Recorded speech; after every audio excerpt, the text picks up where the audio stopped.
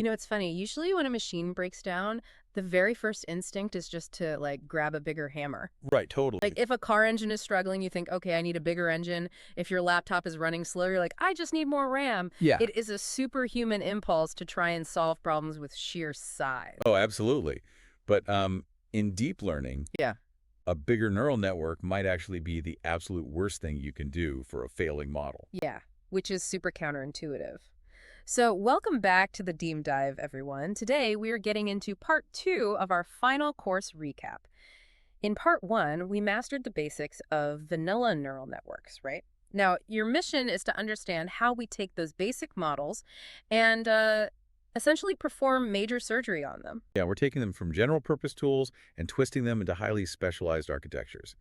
Models that are perfectly tailored for really specific data structures. Exactly. Namely, the physical space of images and the flow of time in sequences.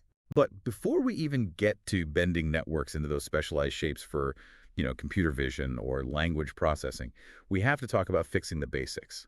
Because scaling up a model is just one lever, and if you pull it prematurely, it's actually really dangerous. Yeah, making a model bigger doesn't automatically make it better. Not at all. The transition from a basic multi-layer perceptron to a state-of-the-art model takes, honestly, incredible diagnostic discipline. You have to look at the foundational training loop first. Right. So that's forward propagation to compute your predictions and your loss, and then backward propagation to update your weights to ideally reduce that future loss. Exactly. But if your basic network is failing to converge, the problem usually isn't the architecture. It usually starts with the raw data itself. Because raw data is just chaotic, right? Like, I imagine it's the biggest culprit. If a network's internal weights start out as these tiny random numbers, usually between what, -1 and 1. Yeah, typically very small values. Right, so if you feed it raw image pixels that range all the way up to 255, the math is just going to spiral out of control. You're multiplying these massive inputs by these tiny weights, layer after layer. And when you do that, the gradients become wildly unstable. The loss landscape, which is, the mathematical terrain the model is trying to navigate to find the lowest error, it stretches out into this weird, distorted, elongated bowl. So it's like trying to find the bottom of a canyon that's super steep on one side but totally flat on the other. Exactly. The network will just bounce back and forth erratically. It takes vastly longer to find the optimal values. But the fix is actually purely mechanical. It's normalization. Which is just squashing the numbers down. Right. You take the training data and you squash those input values down to a manageable symmetric scale. So typically 0 to 1, or centering them around a zero mean. So for the famous MST data set, the handwritten digits, instead of feeding the network a raw pixel value of 255, you just divide every pixel by 255. It sounds almost too simple, but doing that one division transforms the loss landscape into a neat, uniform bowl. The network can suddenly take these direct, aggressive steps toward the minimum loss. I think in the course they mentioned that just by normalizing that MNIST data, the training speed skyrockets. Like a network that took 10 full epochs to hit 97% accuracy. Down to just 2 epochs. 2 epochs, just from dividing by 255. That's wild. But okay, getting the model to learn fast is really only half the battle. Then we hit the generalization problem. Yes, the classic hurdle. The model actually has to perform well on data it has never seen before. Right, which brings us to Andrew Ng's bias versus variance trade-off. For anyone building these systems, this is like the ultimate diagnostic roadmap, right? Oh, 100%. It dictates your entire intervention strategy. Let's break down the failure modes. So high bias is basically underfitting. Which looks like what, numerically? So imagine your model has a 15% error rate on the training data and a 16% error rate on the dev set, the validation set. So it's doing poorly on everything. Right. The model is simply too rigid or maybe too shallow to capture the underlying complexity of the data. Okay, so this is the one time you actually do reach for the bigger hammer, right? Exactly. The network just lacks the capacity to learn the patterns. So you add more layers, you increase the neuron count, or you just train it longer. Okay, but then there's high variance, and that one is super insidious. High variance is overfitting. This is when your model might get like a 1% error rate on the training set, but a 30% error rate on the dev set. Right. It crushes the practice test, but bombs the real thing. I always think of this like a poorly designed algorithmic trading bot. Ooh, I like that analogy. Yeah, so high bias is a bot that just guesses buy every single day, completely ignoring market trends, and it loses your money constantly. But high variance is a bot that perfectly memorizes the exact sequence of the 2008 financial crash. Right, so it crushes the historical backtest. Exactly, it gets every historical trade right. But when you deploy it today, it loses everything instantly because the market dynamics have changed. It just memorized the past instead of learning general principles. That is a perfect way to look at it. And this is why the bigger hammer is so dangerous. If you applied the bigger hammer to a high variance problem, if you make the model even larger, you're just giving it more capacity to memorize the noise. You make the bot even better at memorizing 2008. Yes, exactly. So to fix high variance, you either need to feed it vastly more training data, so it's forced to find general patterns, or you apply regularization techniques. And the most famous one there is probably dropout. Definitely. Yeah. Dropout is brilliant. If a network is obsessively memorizing the training data, dropout steps in during training and randomly turns off a set percentage, say 50% of the neurons, on every single pass. It's like intentionally causing temporary brain damage to the model. I mean, mathematically, yes. Yeah. By zeroing out those activations, the network cannot rely on any single neuron or specific pathway to recognize a feature. So if it can't rely on the 2008 crash neuron being available, all the surrounding neurons are forced to pick up the slack and actually learn the underlying economic concepts. Right, it forces robust generalization. You combine dropout with, a solid train dev test split, rigorous hyperparameter tuning, maybe some early stopping. Which is just halting the training the moment the dev set error starts to rise. Exactly. You do all that, and you have a stabilized, highly optimized general network. Okay, so we've stabilized the network. We know the diagnostic process. But here is the wall we eventually hit in the course. What happens if the data we are feeding it has a very specific physical shape? Like an image. Right, like a high-definition photograph. If I take a 2D image and I flatten those millions of pixels into a single 1D array just to feed it into a standard multi-layer perceptron, I'm completely destroying the physical layout of the data. You're ruining the context entirely. Yeah, a pixel in row 1, column 1 gets completely separated from the pixel right below it in row 2. Because a standard MLP treats every single pixel as an independent feature.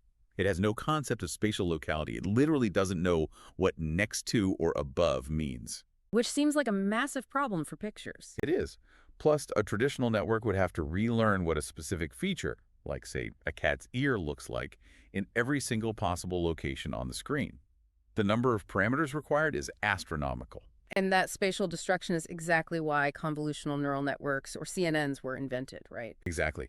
CNNs are built specifically to preserve that spatial structure. So how do they do it? Because they don't flatten the image, they look at it in 2D. They do. They operate on two massive conceptual breakthroughs: locality and translation invariance. So for locality, early layers in a CNN don't look at the entire image at once. They focus exclusively on small, local patches of neighboring pixels. Okay. And translation invariance. That means once the network learns to detect a vertical edge in the top left corner, it uses that exact same knowledge to detect a vertical edge in the bottom right corner. A cat is a cat, no matter where it is in the frame. Okay, so that's achieved through parameter sharing and those convolutional filters, right? Right. So instead of connecting every pixel to every neuron, the network uses a tiny learnable grid of weights, like a 3x3 filter. And this filter acts like a little magnifying glass sliding across the entire image. Yes, and at every step, it performs a dot product. It multiplies its weights against the pixels it's hovering over, sums them up, and creates a new 2D grid called a feature map. So one feature map might just be like the location of all the horizontal edges in the image? Exactly. And another feature map, created by a totally different 3x3 filter, might map all the vertical edges. Okay, but wait. Logically, if I'm sliding a tiny 3x3 window across a 100 by 100 pixel image, I'm eventually going to hit the borders. You are. And the filter can't just hang off the edge of the image into nothingness, so it has to start early. Doesn't that mean the resulting feature map is going to be slightly smaller than the original image? It does, yes. So if I pass this through 20 layers, the image is going to shrink down to literally nothing, and I'll lose all the visual data at the edges of the photo. Which is a huge mechanical flaw, but it's solved by a technique called padding. Before you apply the convolution, the architecture just adds a border of artificial pixels, usually just zeros around the perimeter of the original image. Oh, I see. Yeah. This gives the filter enough room to slide all the way to the true edge of the photo. Oh. It keeps the spatial dimensions of the output feature map perfectly equal to the input. Okay, so padding keeps the image from shrinking. But what if I want to deliberately shrink it? Like if I'm looking at a massive 4K image, I eventually need to downsample all that data to make a simple classification at the end. Do I just tell the filter to take larger steps? You can. That's called stride. Instead of sliding the filter over by 1 pixel at a time, a stride of 2 means the filter jumps 2 pixels, which halves the size of the output. Nice and simple. But the other critical downsampling tool is pooling. So max pooling, for instance, looks at a small 2 by 2 neighborhood in the feature map and simply discards everything except the highest single value. Gotcha. So it pulls out the strongest signal and throws away the noise. Precisely. And by doing that, it actually makes the network less sensitive to small shifts.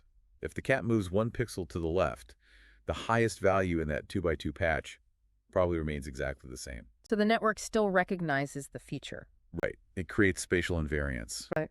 But there is one other tool in the CNN arsenal that's a bit counterintuitive, the 1 by 1 convolution. Oh man, I always struggled with this one because if a filter is just 1 pixel by 1 pixel, it's not looking at any neighbors. It has zero spatial context. It's literally just looking at itself. Right. Spatially, it does nothing.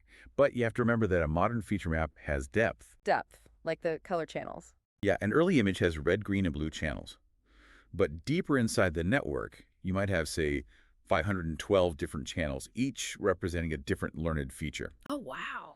So a 1 by 1 convolution slides across the spatial grid, but at every single pixel, it looks entirely through the depth of those 512 channels. It mathematically acts as a fully connected layer across the channels at that specific location.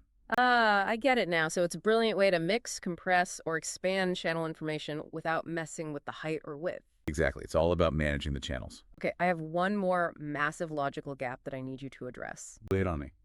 If we are just sliding this tiny 3 by 3 window over a massive HD image of a cat, how does the network ever see the whole cat? Like if the window is that small, it's like only ever seeing a single disconnected whisker or maybe a patch of fur. That is the big question. And the answer lies in hierarchical feature learning and something called receptive fields. You are totally correct that the very first layer only sees through a tiny 3 by 3 straw. It detects extremely low-level patterns, a straight line, a sharp corner. But the output of that layer, the feature map, is then passed to the next layer. And the second layer applies its own 3 by 3 filter. But this new filter isn't looking at raw pixels. It's looking at a grid of edges. Ah, so a 3 by 3 patch of edges might combine to form a curve? Or a circle, exactly. So the effective receptive field, the actual area of the original raw image that a deeper neuron is responding to, grows exponentially with every single added layer. So by the time you reach the 5th or 6th layer, a single neuron's receptive field spans a huge portion of the original image. Yes. Early layers see edges. Intermediate layers combine those edges into object parts like a nose or an ear. And the deepest layers aggregate all those parts to finally comprehend the entire concept of a cat. It literally builds the concept from the ground up. That's incredible. Which brings us to the architecture phase. We have our building blocks now: convolutions, pooling, padding, stride. But how do you stack them together? Yeah, you definitely don't just guess. Finding the optimal arrangement actually sparked a literal global arms race in computer science. The ImageNet challenge. The ILS-VRC, yes. This was the defining benchmark of computer vision. 15 million images in 1,000 different categories. The historical progression of this competition teaches you basically all the core design principles of modern deep learning. And it started with Jan LeCun's LeNet 5, right? Back in 1998. Yep, LeNet was the pioneer. It only had about 60,000 parameters, and it solved the MNIST digit recognition problem. But conceptually, it established the classic pipeline. Apply convolution, apply pooling to shrink it down, repeat that process a few times, and end with fully connected layers to spit out a classification. So LeNet laid the track, but AlexNet in 2012 was the train that just shattered the sound barrier. Oh, AlexNet was a massive leap. It proved that deep CNNs could conquer the massive ImageNet dataset. It had 62 million parameters. And it was the first architecture to heavily leverage GPU acceleration to handle that scale. It utilized real U activations for faster training, it applied dropout to manage the high variance we talked about earlier, and it used these massive 11 by 11 filters in its early layers to aggressively downsample the huge images. I always think of architecture design like building with Legos. LeNet proved the blocks could snap together to make a little toy car, AlexNet used these massive custom 11 by 11 blocks to build an unprecedented fortress. Right, but then in 2014, VGG changed the philosophy completely. Yeah, VGG realized you don't need giant custom 11 by 11 blocks. You can just take the tiniest, simplest block, the 3 by 3 convolution, and just stack it over and over again. Exactly. By stacking multiple small blocks, you achieve the exact same receptive field as one giant block. But because you are passing the data through multiple activation functions along the way, the network actually learns highly complex nonlinear patterns. VGG proved that simplicity and depth beat complex filter sizes. But wasn't VGG 16 super heavy, like 138 million parameters? Oh, it was extremely computationally expensive. So the arms race shifted toward efficiency. That's where architectures like network in network or 9N came in. They realized that the fully connected layers at the very end of the network were hoarding millions of parameters and causing a ton of overfitting. So what did they do? 9N replaced them entirely with global average pooling. They literally just averaged the final feature maps to get a classification, saved a ton of memory. Wow. And then GoogleNet introduced the inception module, which attacked the problem of scale, right? Because people were asking, should I use a 1 by 1, a 3 by 3, or a 5 by 5 filter? And GoogleNet essentially said, let's just use all of them at the same time in parallel branches, concatenate the results, and let the network figure out which scale is best for this specific image. Which is so clever. And all of this ultimately led to ResNet, which solved the physical limit of depth. Right, the vanishing gradient problem. When you stack hundreds of layers, the gradients vanish during backpropagation. ResNet introduced skip connections. Right, taking the input of a layer and physically bypassing it around the block to add it directly to the output. Yeah, it gave the gradients an express way to flow backwards unimpeded. That allowed us to train networks that are hundreds or even thousands of layers deep. So CNNs are brilliant for space. We've totally conquered the frozen image. But the real world isn't frozen. No, it is not. What happens when that cat in the photo starts running across the screen? Or meows? A CNN is suddenly useless, right? It processes every single frame in a total vacuum. It has no concept of what happened 1 second ago. Right, which means it cannot comprehend the flow of time. To model time series data, whether that's speech recognition, DNA analysis, sentiment classification, or predicting the stock market, we require a complete paradigm shift. We have to move from static grids to recurrent neural networks, RNNs. Exactly, and the fundamental difference here is memory. A CNN just pushes data forward. An RNN maintains a hidden state. And it's crucial to distinguish between a hidden layer and a hidden state, right? Because a hidden layer is just a structural component. But a hidden state is a time-dependent memory variable. Yes, exactly. As an RNN processes a sequence, say, predicting the next character in a word, it looks at the current character, but it also pulls in the hidden state from the previous time step. The output at step 10 is mathematically influenced by the accumulated memory of steps 1 through 9. Okay, but if the network learns by backpropagation flowing the error backwards to update the weights, then a sequence of 100 words acts mathematically like a physical network with 100 layers. Yes. The dimension of time acts identically to physical depth. Which seems like it leads right back to our fatal flaw, backpropagation through time. To update the network based on an error at the end of a long sentence, the gradient has to multiply backwards through every single time step. And if you take a number slightly smaller than 1, and you multiply it by itself 100 times, it shrinks down to 0. The gradient entirely vanishes. By the time the error signal reaches the first word in the paragraph, it is completely gone. The network has no ability to update its weights based on early information. The network essentially has the memory of a goldfish. Precisely. Conversely, if the gradient is slightly larger than 1, multiplying it 100 times causes it to explode to infinity, completely crashing the training process. Exploding gradients. Right. Now, exploding gradients can be treated with a band-aid called gradient clipping, literally just capping the mathematical value so it can't exceed a certain threshold. But vanishing gradients, they require a full architectural cure. We have to upgrade the RNN into a specialized gated architecture. The most notable being the LSTM, or long short-term memory network. Okay, so how does an LSTM physically stop the gradient from vanishing?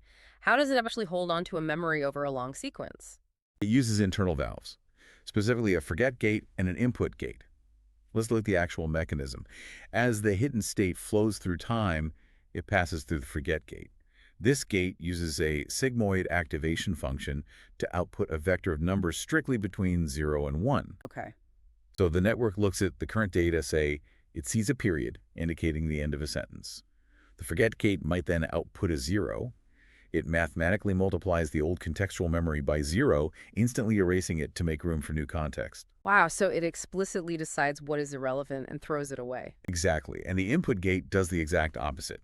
It calculates the value of the new information, outputs a value near one, and adds it to the memory state. So by actively routing information using addition and multiplication to update this protected internal memory cell, the LSTM creates this clear path for gradients to flow backward through time without vanishing. Yes, it allows the network to remember that the subject of a paragraph was plural, even 50 words later, ensuring the final verb is conjugated correctly. That is just so elegant, and it really brings everything full circle.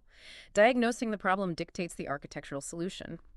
We started by stabilizing the raw data and fighting variance with dropout. Then we saw how CNNs leverage locality and padding to map spatial structures, evolving all the way from VGG to the skip connections of ResNet. Yep. And finally, we saw how LSTMs use mathematical gates to protect memory and conquer the dimension of time. It really is the ultimate synthesis of diagnostics and design. Yeah. But, as you master these architectures, consider this. In the modern landscape, alongside human-crafted legends like AlexNet and ResNet, sits a model called NASNet. NASNet. NAS stands for Neural Architecture Search, right? It does. It is quite literally an AI that is used to design the optimal neural network. An AI building AI. Exactly.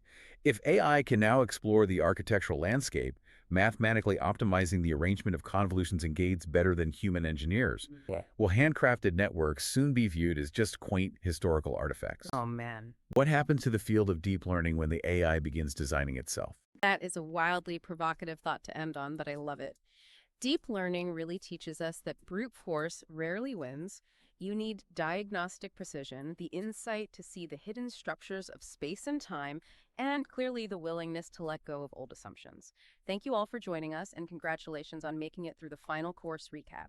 Keep questioning the architectures around you, and we'll see you on the next deep dive.